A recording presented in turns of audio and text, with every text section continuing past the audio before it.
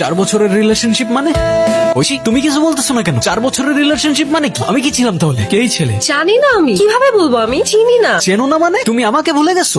কি বলতেছো তুমি? ভাই সমস্যা কি? এভাবে ডিস্টার্ব করতেছেন কেন? Hey bro, sorry, ওর একটু প্রবলেম আছে। এই লোকটা কি বলতেছে তুই জানিস? বলতেছে 4 বছরের রিলেশনশিপ মানে কি? আরে কি বলতেছে? আরে ও আমাকে চিন্তাছে না আজব।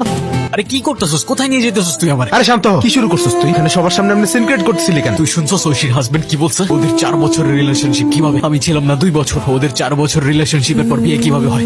প্রত্যেকটা দিন নিজেকে দোষ দিয়েছি আমি, যে ওই দিন ওর সাথে আমি পালাই গেলে আমার জন্য ওর লাইফটা নষ্ট হইতো না। সেদিন কিছু বলতে গিয়ে ওকে বলতে পারি নাই আমি। সুলতানের অ্যারেস্ট কোনো অ্যাক্সিডেন্ট ছিল না, সবকিছু প্রি প্ল্যান করা ছিল। কি হয়েছে? তোমার মন খারাপ কেন? এমনি ভাইয়া। তুমি আবার আমাকে ভাইয়া বললে, এবার কিন্তু আমি মাইন্ড করছি। আরে না না, এমনি বলে ফেলছি। চিল, এবার বলো তোমার মন খারাপ কেন? সুলতান ছেলেটার জন্য খারাপ লাগছে। আমার যেটা পাওয়ার কথা ছিল সেটা কিন্তু আমি এখনো পেলাম না। যেহেতু কথা দিয়েছি অবশ্যই পাবে, ডোন্ট ওয়ারি ভাইয়া।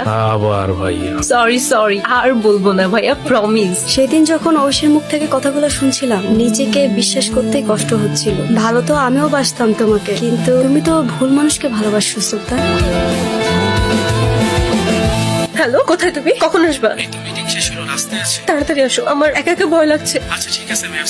তুমি? এখন চিনতে পারছো? তখন তো চিনতে পারছিলে না, ভুলে গিয়েছিলে। না মানে ভুলতে পারবে না, ভুলতে দেব না। কি বলতেছো তুমি? এসো। বুঝতে পারছো না কি বলছি? যে নরকের খেলা তুমি আমার সাথে শুরু করেছিলে, তার শেষটা আমি করব। যতটুকু কষ্ট, যতটুকু যন্ত্রণা আমি সহ্য করেছি, তার পুরোটাই ফেরত পাবে তুমি। আজকে থেকে প্রত্যেকটা দিন, প্রত্যেকটা মুহূর্ত কাউন্ট করতে থাক, কারণ এবার তোমার যাবার পালা।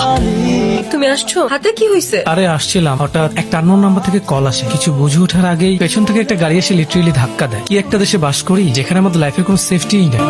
আমি রাফাতের বন্ধু, শুনলাম অ্যাক্সিডেন্ট হয়েছে, সব ঠিক আছে তো? ভাবি হ্যাঁ, সব ঠিকই আছে, ব্যান্ডেজ করে আসছে, তেমন কিছুই হয়নি। করিনি তাই হয়নি। মানে হ্যালো, কে? যে ভাবছো ঠিক সে। বলেছিলামই তো, এবার তোমার নরকে যাবার পালা। বলো কি বলতে চাও? সুলতান, আই এম সরি। আমি তখন বুঝতে পারছিলাম না কি করব, কিন্তু এখন এসব আতঙ্কে আমি থাকতে পারছি না। তুমি তো আমায় ভালোবাসতে, প্লিজ মাফ করে দাও। যা হয়েছে তা তো বদলানো সম্ভব না। দরকার হয় একটা বাজে স্বপ্ন ভেবে সবকিছু ভুলে যাও। ভুলে যাবো? কিভাবে ভুলে যাবো আমি? তুমি আমার সাথে চিট করতে পারলা কিভাবে ঐশী? তোমার জন্য আমার ক্যারিয়ার, লাইফ, স্টাডি সবকিছু শেষ। চাইলেই কি এত সহজে ভুলে যাওয়া যায়? আমি তোমাকে মাফ করতে পারবো না ঐশী।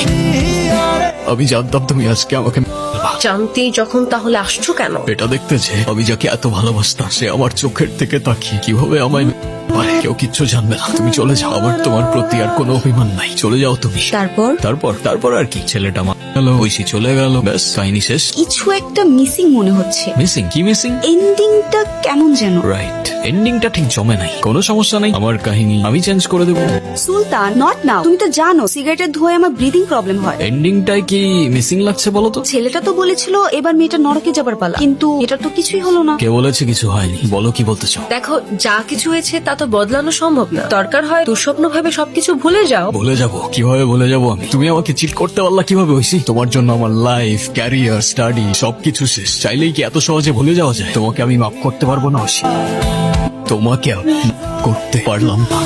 এটা কি হলো? ছেলেটা কিভাবে মেয়েটা ফেললো? ছেলেটা তো মেয়েটাকে ভালোবাসতো। তাহলে ছেলেটার কি করা উচিত ছিল? ক্ষমা করে দিয়ে আরেকটা সুযোগ দিয়ে সবকিছু নতুন করে শুরু করা উচিত ছিল। আমিও প্রথমে তাই ভেবেছিলাম, তারপর ভাবলাম শিরক তো সৃষ্টিকর্তাও মাফ করে না, আর আমি তো সামান্য ইনসান, আমি করি কি করে? মানে লজ্জা লাগে না আপনার? দুইটা করছেন, এবার আর বাঁচতে পারবেন না। স্যার, একজন লোক আসছে আপনার সাথে দেখা করার জন্য। কে আসছে দেখা করার জন্য? কে? মিস্টার সুলতান আমাদের ক্লায়েন্ট, আর এটা সুলতানের পেলর। বেইল পেপার সব ভালো করে চেক করে দেখেন, সব ঠিক তো আছে না? কিন্তু ও তো বেলার কথা না, ও তো একটুকে নিজের মুখে স্বীকার করছে। কোন প্রমাণ আছে স্যার? আমার ক্লায়েন্ট তো এরকম গল্প অনেকেই শোনায়, লেখালেখির অভ্যাস আছে তো। জন্ম মৃত্যু তো সৃষ্টিকর্তার হাতে, তবে তার ইচ্ছা এবার তো নরকে যাবার পালা।